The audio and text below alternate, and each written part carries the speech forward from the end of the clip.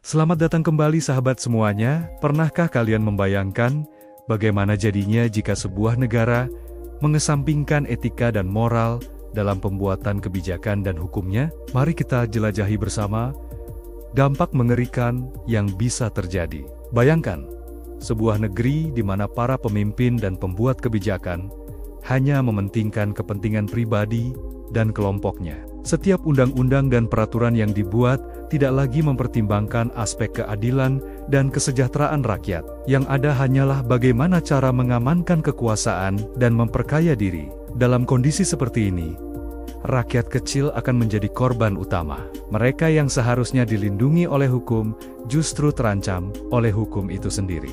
Kebijakan-kebijakan yang lahir hanya akan membebani dan menyulitkan kehidupan mereka. Contohnya, ketika membuat kebijakan tentang pajak tanpa pertimbangan etika dan moral, penguasa bisa dengan mudah menerapkan tarif pajak yang mencekik untuk rakyat kecil. Sementara memberikan keringanan, bahkan pembebasan pajak untuk kelompok elit dan pengusaha besar yang dekat dengan kekuasaan. Atau, dalam hal perizinan usaha, tanpa landasan moral yang kuat, proses perizinan bisa menjadi sangat rumit dan mahal bagi pengusaha kecil. Namun, sangat mudah bagi perusahaan besar yang mampu membeli kemudahan.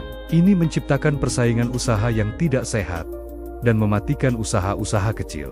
Di bidang pendidikan, ketiadaan etika dan moral bisa membuat akses pendidikan berkualitas hanya tersedia bagi mereka yang mampu membayar mahal. Sementara mayoritas rakyat harus puas dengan pendidikan seadanya, menciptakan kesenjangan sosial yang semakin lebar. Dalam hal penegakan hukum, ketika moral dan etika diabaikan, keadilan bisa diperjualbelikan. Yang kaya dan berkuasa bisa dengan mudah lolos dari jeratan hukum. Sementara rakyat kecil yang mencuri karena kelaparan bisa dihukum berat. Dampak lebih jauh, masyarakat akan kehilangan kepercayaan pada sistem hukum dan pemerintahan. Ketika kepercayaan hilang, yang tumbuh adalah sikap apatis, frustrasi, dan potensi perlawanan sosial. Stabilitas negara terancam, pembangunan terhambat, dan kesejahteraan rakyat semakin jauh dari harapan. Ketiadaan etika dan moral juga bisa mempengaruhi kebijakan lingkungan. Demi keuntungan ekonomi jangka pendek, alam bisa dieksploitasi tanpa batas. Hutan dibabat, sungai dicemari, udara dikotori, tanpa memikirkan dampak jangka panjang bagi generasi mendatang. Dalam pelayanan publik, ketika etika dan moral diabaikan, korupsi dan nepotisme akan merajalela. Posisi-posisi penting bisa diisi oleh orang-orang yang tidak kompeten, namun memiliki koneksi. Pelayanan kepada masyarakat menjadi buruk, tidak efisien, dan penuh praktik pungli. Bahkan dalam pembuatan kebijakan sosial, tanpa landasan moral yang kuat, program-program bantuan sosial bisa diselewengkan. Yang seharusnya membantu masyarakat miskin, malah jatuh ke tangan yang tidak berhak. Sementara mereka yang benar-benar membutuhkan, tetap hidup dalam kemiskinan. Inilah mengapa etika dan moral sangat penting dalam pembuatan dan pelaksanaan hukum. Keduanya berfungsi sebagai kompas yang mengarahkan setiap kebijakan agar benar-benar membawa kebaikan bagi seluruh masyarakat. Bukan hanya segelintir orang. Etika dan moral memastikan bahwa setiap produk hukum mempertimbangkan aspek keadilan, kemanusiaan, dan kebermanfaatan bagi rakyat banyak.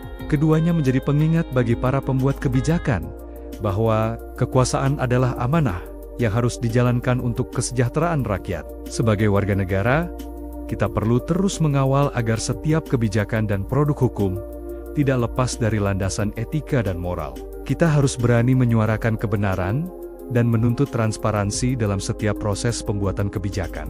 Mari kita bayangkan sebaliknya, ketika etika dan moral menjadi landasan utama dalam pembuatan kebijakan, hukum akan berpihak pada keadilan.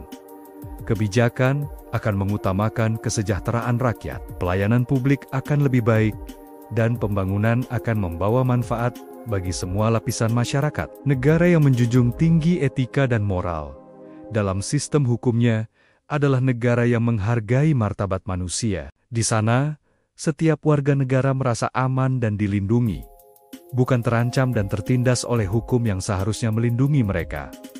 Terima kasih sudah menonton video ini sampai akhir. Jika kalian setuju bahwa etika dan moral harus menjadi fondasi dalam setiap kebijakan dan produk hukum. Jangan lupa like video ini dan subscribe channel kita untuk konten-konten inspiratif lainnya. Sampai jumpa di video berikutnya.